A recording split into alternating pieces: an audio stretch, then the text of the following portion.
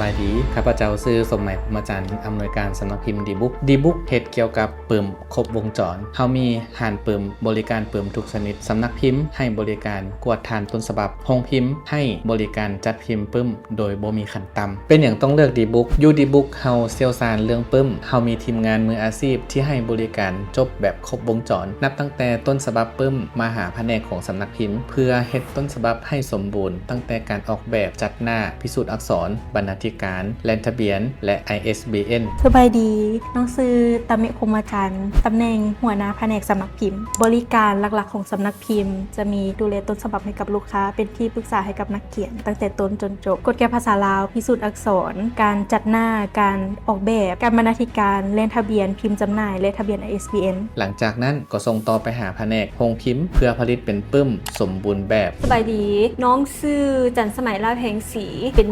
หัวหน้าแผนกโรงพิมพ์ของเฮาเนาะจะมีแผนกแอดมินออกแบบกราฟิกแผนกสั่งพิมพ์ตัดเข้าเล่มแล้วก็กวดกาก่อนจัดส่งให้ลูกค้าโรงพิมพ์ของเฮาแม่นพิมพ์ปึ้มบ่มีขั้นต่ำเฮายังสามารถพิมพ์ได้ทุกรูปแบบบ่ว่าจะเป็นขนาด A4 A5 หรือว่า A6 โดยการเข้าเล่มสันเกาสันยวงและก็สันพับเน้นเรื่องคุณภาพจัดส่งให้ถูกต้องตามเวลาที่กำหนดและบริการส่งถึงที่และที่สำคัญก็คือหลังจากที่จัดพิมพ์แล้วเฮาก็เอาไปขายอยู่ห้านขายปึ้มซึ่งให้บริการจัดจำหน่ายปึ้มทั่วประเทศและสามารถส่งออกต่างประเทศได้สวัสดีน้องชื่อว่าหลอดฟ้าไรขีดปัจจุบันเฮ็ดเวียกอยู่ดีบุ๊กในตำแหน่งหัวหน้าแผนกห้านปึ้มหน้าที่หลักๆของน้องคือบริหารทีมงานในแผนกจัดแจงเวียกงานหน้าเวียกทางภาคค่ำและก็ภาคเช้าเพราะว่าเฮามี2กะบริหารเกี่ยวกับสินค้ากดกะสต็อกหรือว่าสั่งปึ้มเข้าห้าน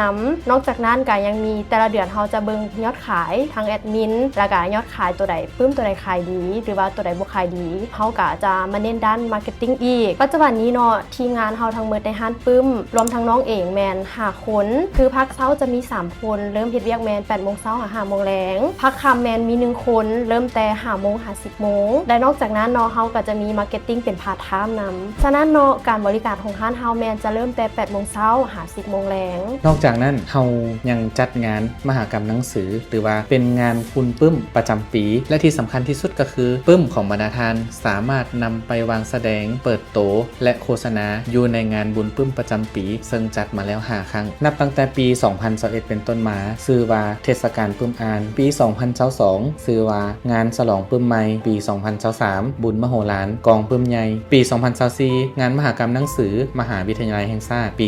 2025งานมหกรรมหนังสือมหาวิทยาลัยแห่งชาติภายใต้หัวข้อการอ่านเพื่อการพัฒนาและปีนี้ปี 2026งานมหกรรมหนังสือและวัฒนธรรมนานาชาติยกขึ้นอีกระดับหนึ่งสู่เวทีสากลภายใต้หัวข้อหนังสือเชื่อมโยงวัฒนธรรมดีบุ๊กคือขวดต่อระหว่างนักอ่านและนักเขียนห้านปึ้มดีบุ๊กให้บริการปึ้มทุกชนิดบริการปึ้มครบวงจรตอบโจทย์ทุกด้านของชีวิตให้บริการปึ้มอ่านทั้งภาษาลาวและต่างประเทศคิดถึงปึ้มคิดถึงดีบุ๊ก